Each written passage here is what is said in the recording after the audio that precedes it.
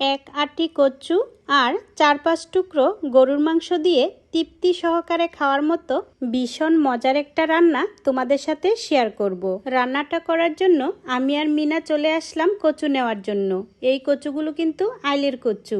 এই কচুগুলো বুনতে হয় না, এমনিতেই হয়ে যায়। আমি আমার খামার বাড়ির আইল থেকে কচু কাটছিলাম আর রাস্তা দিয়ে একটা গাড়ি যাচ্ছিল আর দেখলাম যে কে যেন আমাকে ডাকছিল।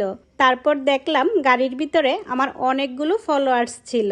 আমাকে দেখে সবাই গাড়ি থেকে নেমে আসলো। আর আমি একটা জিনিস খেয়াল করলাম, আমাকে কিন্তু ছোট বাচ্চারা অনেক বেশি পছন্দ করে। যারা যারা ঘুরতে আসে আমার বাড়িতে, আমার সাথে দেখা করতে আসে, তারা অনেকেই বলে তাদের বাচ্চারা নাকি বায়না করে আমার এই জায়গায় আসার জন্য।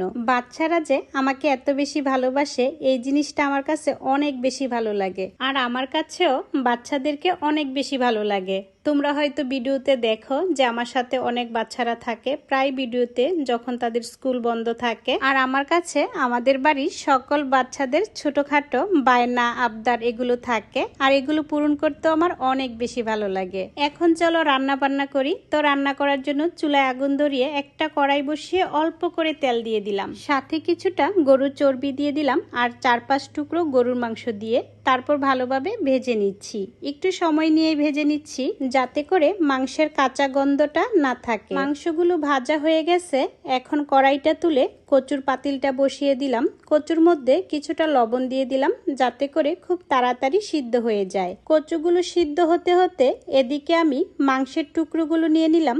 তারপর মাংসগুলো একদম কুচি কুচি করে নেব। আমি কিন্তু মাংসের মধ্যে কোনো মশলা ব্যবহার করিনি, শুধু অল্প পরিমাণে লবণ দিয়ে তেলের মধ্যে ভেজে নিয়েছিলাম। ইদানিং কিন্তু আমি রান্না করতে বসলেই অনেক ফ্রেন্ড ফলোয়ার আমার চলে আসে। কারণ হচ্ছে এখন ঈদের ছুটি, সবাই সবার বাড়িতে বেড়াতে যায়। আর আমাদের বাড়ির আশেপাশে যাদের আত্মীয়র বাসা তারা আসে, যার কারণে আমার বাড়িতে ঘুরতে আসে। এই জিনিসটা কিন্তু আমার কাছে খুবই ভালো লাগে।